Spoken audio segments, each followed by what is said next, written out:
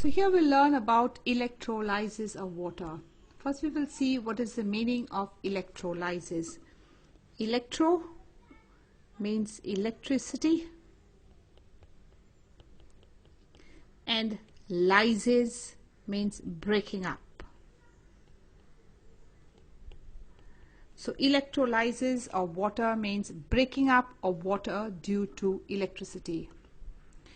So when water, liquid water, and you pass electricity to it, it breaks up into hydrogen gas and oxygen gas. Now next is a setup for electrolysis. In this setup you will see we have a beaker here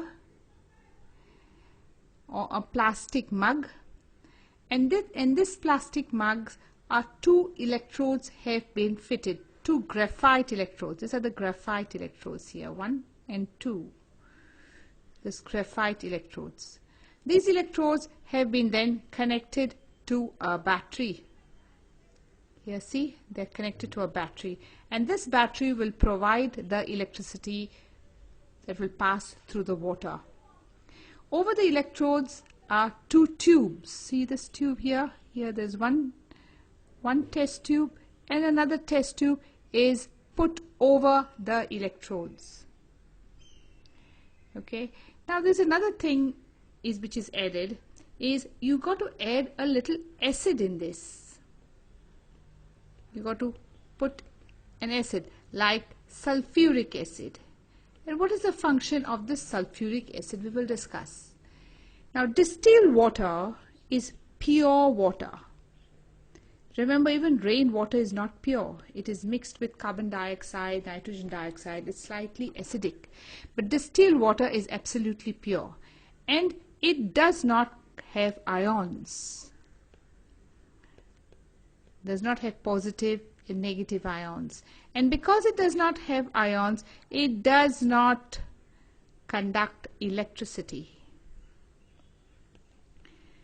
Does not conduct. And if it does not conduct electricity, how can we carry on the electrolysis? So we need something to help water conduct electricity, and hence we add the acid. This acid gives out ions, and these ions which the acid provides helps to conduct electricity.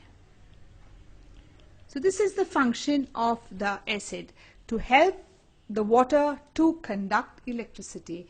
So you have a little acid here which helps it to conduct electricity. So now we have seen that water, H2O, breaks down into two things. It breaks down into this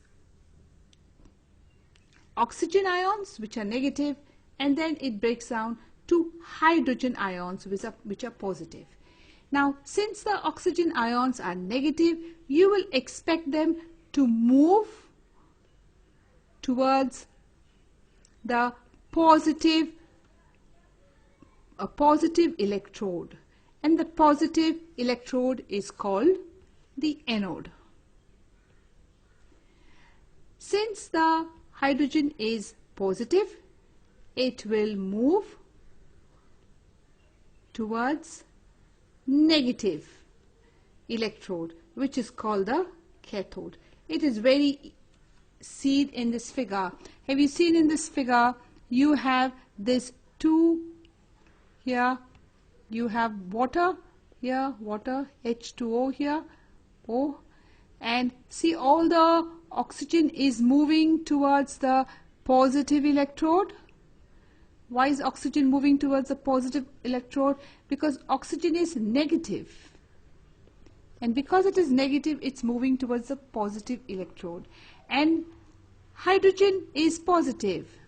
So because hydrogen is positive, it is now moving towards the negative electrode. This negative electrode. So hydrogen is released at the negative and oxygen is released at the positive. That's one point to be noted. Another point to be noted here in the next picture, if you take H2O It breaks up into hydrogen and oxygen, and now you need to balance it. Hydrogen is balanced. There are 2 hydrogen here, there are 2 hydrogen here. However, oxygen is 1 in this case, but in this case oxygen is 2. So in order to balance it, what we do is we multiply this also by 2. So we will put 2 here, and we need to put 2 here. Now if you notice, it will be balanced. So look at this hydrogen and oxygen. In what ratio are they present? 2:1. So the hydrogen produced is more than the oxygen. So have you noticed here? See the hydrogen that is produced. I'll put it in red since hydrogen I've taken as red. See, this is all the hydrogen that is produced. Till here, so much of hydrogen is produced. But how much of oxygen is produced? Half of it, only so much. So the amount of oxygen produced,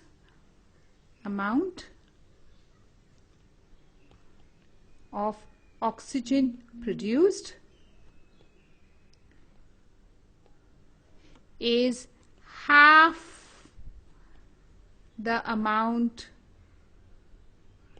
of hydrogen produced. So this is another point we need to know. There's another thing we want to know is, how do we know which gas is hydrogen and which gas is oxygen? Now there is one thing in hydrogen. If you bring a lit matchstick, hydrogen will burn with a pop sound. You get a pop sound. It begins to burn.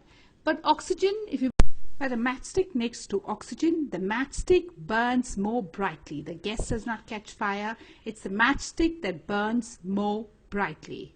Between hydrogen and oxygen. I may put it up here again. For hydrogen, it burns with a pop sound.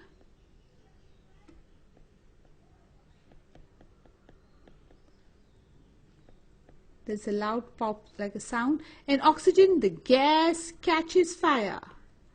I mean, no, the gas doesn't catch fire. It's the matchstick that burns more brightly. The matchstick burns more brightly.